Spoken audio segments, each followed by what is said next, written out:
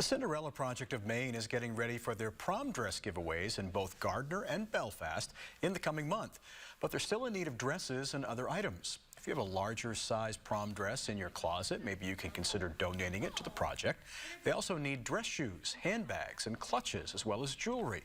The gowns are free to all Maine high school students in need, with one stipulation: that they promise to pay the favor forward and do something kind for someone in their community. The program has grown immensely since its inception, and they're hoping to expand it even further.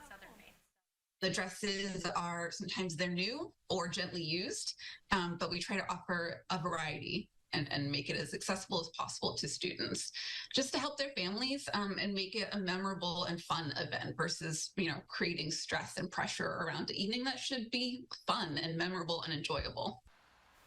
If you have a dress you'd like to donate, you can drop it off at any Days Jewelers store in Maine, and make sure to mark your calendars for April. The prom dress giveaway at Gardner Area High School is Sunday, April 2nd. Waldo Community Action Partners in Belfast will have theirs on April 15th.